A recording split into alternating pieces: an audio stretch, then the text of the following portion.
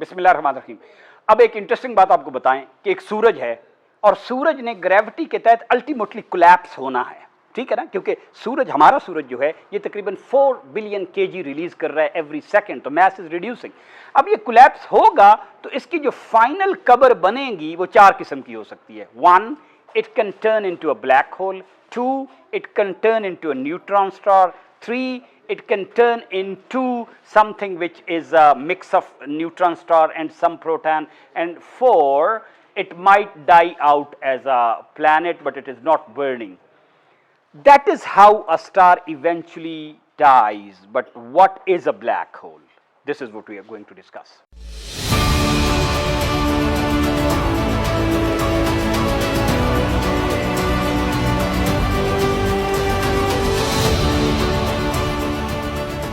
Black hole. अब जो भी टॉपिक होना उससे पहले तो नाम होता है कि यार ये ब्लैक होल लफ्ज कहां से आया है, इस बाद में डिस्कस करेंगे।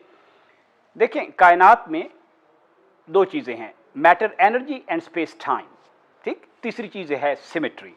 और मैटर एनर्जी का अब हमें पता है कि ये जो मैटर है ना, यही एनर्जी में कन्वर्ट होता है, एंड एनर्जी इज वेव्स, तो matter is packed waves. Matter इस किस्म की वेव्स हैं जो ड्र करके पैक हुई हैं, यानी if I strike it like this, that is how the wavelets are behaving, और when they are packed they behave like matter, ठीक हो गया। अब अगर हमारा जो सूरज है ना, it's a big one, million times bigger than us. इससे जो बड़े सूरज होते हैं 20 टाइम्स 50 टाइम्स, आवर सूरज is not one of the big suns, it's a yellow dwarf, छोटा स्टार है। तो जो बड़ी चीजें होती हैं, गैलेक्सी होती हैं, बड़े सन्स होते हैं, नेबुला, वहां पे ग्रेविटी इतनी ज्यादा होती है कि वो इसको ऐसे कंप्रेस करके इनकी वेव्स को बिल्कुल खराब कर देती है, और ये waves turn into simple 1 dimensional strings, ठीक। दूसरे लफ्जों में ये जो चीज थी, दिस वाज क्वार्क, और ये आपस में जो जुड़े हुए हैं, इट इज ग्लूऑन्स। ग्लूऑन को आम बच्चों की लैंग्वेज में हम ये भी कहते होते हैं कि it is strong nuclear force. Strong nuclear force is the exchange of particles called gluons. तो अब ये जो मैटर है ये असल में क्या है, क्वार्क ग्लूऑन्स। अब इतना ज्यादा इसे कंप्रेस किया है चारों साइड से बाय अ बिग ग्रेविटी, तो इट कंप्रेसेस इनटू, जहां पे इसकी क्वार्क और बोसॉन की सारी waves are and they are crushed into a string. अब ये जो क्रश्ड इनटू स्ट्रिंग फॉर्म में आ जाती है ना, तो मैटर अपनी असल शक्ल में नहीं रहता। उसकी इस हालत को कहते हैं, पुराने जमाने में इसको कहते थे कंप्लीटली ग्रेविटेशनली कोलैप्स्ड ऑब्जेक्ट्स। क्या कहते थे? कंप्लीटली ग्रेविटेशनली कोलैप्स्ड ऑब्जेक्ट्स, या उसको कहते थे डार्क स्टार्स, या उसको कहते थे फ्रोजन स्टार्स। फिर किसी साइंसदान ने इसके लिए इजी लफ्ज निकाला कि let's call it a black hole, ठीक। तो black hole is a collapsed matter but it is still some form of matter, ठीक है ना, क्योंकि अब ये मैटर है तो ये चीजों को अपनी तरफ खींचेगा।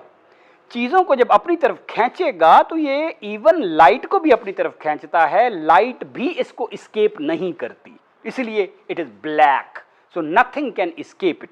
इन अदर वर्ड्स, इसकी 0 वॉल्यूम में सारा मैटर कन्वर्ज हो जाता है। आपको पता है जब कायनात हम कहते हैं बनी थी 13.8 बिलियन ईयर्स पहले, तो उस वक्त सारी कायनात कहीं पैक्ड थी, तो उस जगह को क्या कहते हैं, दैट नथिंगनेस को सिंगुलैरिटी। इसी तरह जो ब्लैक होल है ना, इसके भी सेंटर पीस में जो चीज बन जाती है वो होती है सिंगुलैरिटी। लेकिन अब ये भी एक सवाल पैदा होता है कि ब्लैक होल कितने साइज का होता है।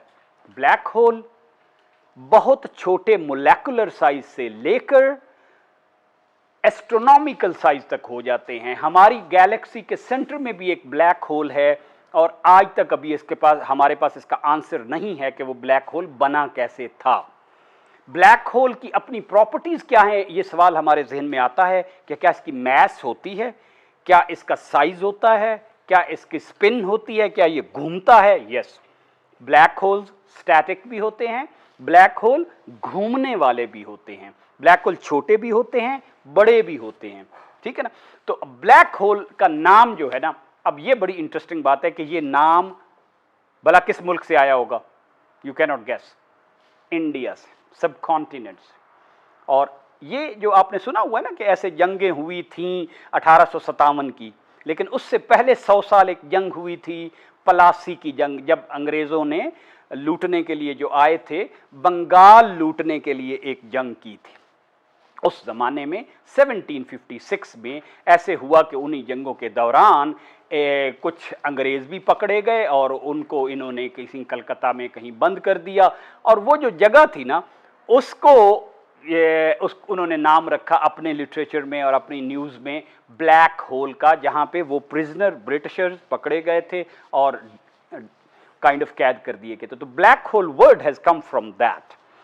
अब यहाँ पे हमारा इंटरेस्टिंग सवाल ये पैदा होता है कि ब्लैक होल में टेम्परेचर क्या होता है।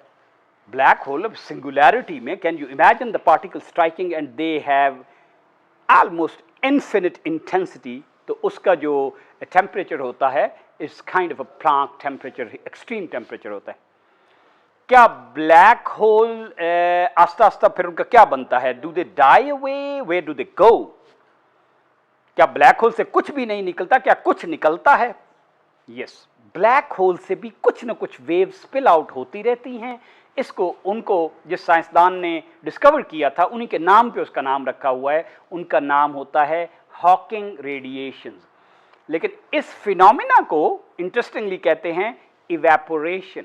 So the black holes also evaporate and eventually they might just evaporate into energy. लेकिन ये प्रोसेस कायनात में थ्योरेटिकली होता तो है, लेकिन हमने अभी देखा नहीं है। So that's the thing. ठीक हो गया। इंटरेस्टिंगली ब्लैक होल में 2-3 अल्फाज बच्चों आपको एंड पेरेंट्स आने चाहिए कि ये जो ब्लैक होल है तो मैं उसके कितना करीब आऊं तो उसके अंदर गिर जाऊंगा।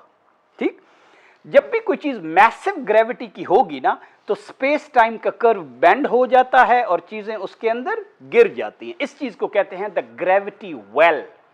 अब जब वो ग्रेविटी वेल बिल्कुल ऐसे स्टीप हो जाए कि चीज ऐसे करके जाके गिरे, तो ग्रेविटी वेल की एक्सट्रीम फॉर्म को ब्लैक होल कहते हैं।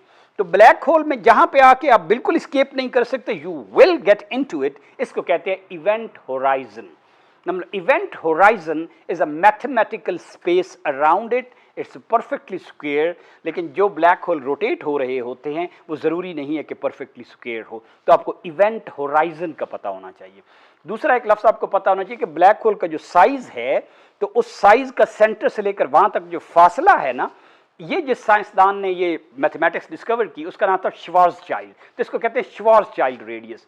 अब सबसे इंटरेस्टिंग बात जो मुझे लगती है वो ये है कि अगर हमारी पूरी ज़मीन को, अर्थ इज 6 सेप्टिलियन किलोग्राम, इसको इतना कंप्रेस किया जाए कि एक ब्लैक होल बने, तो भला इसका श्वार्ज़चाइल्ड रेडियस कितना होगा?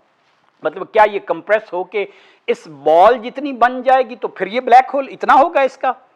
इमेजिन पूरी earth, all continents, all what is inside the earth, planet earth 6 with 24 zeros kilogram, it can be compressed into a black hole. उसका साइज होगा 9 mm।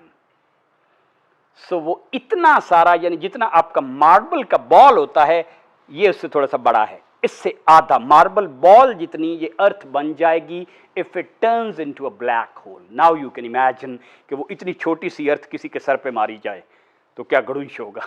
ठीक है, क्योंकि वो वेट तो उसका सारा है लेकिन वॉल्यूम उसका 0 है, टेम्परेचर उसका इन्फिनिट है।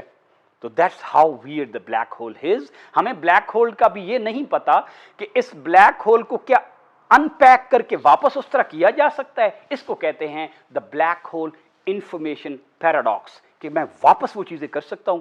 तो अभी अब 2026 में बहुत डिफरेंट थ्योरीज हैं जो काम कर रही हैं, जिसमें क्वांटम लूप ग्रेविटी की थ्योरी है और मल्टी चैनल एस्ट्रोनॉमी की थ्योरी है, ये एक्सप्लेन करने की कोशिश कर रही हैं कि ये वियर्डनेस होती कैसे है। तो hope you enjoyed it and there were things for you to ask question about. Thank you. Now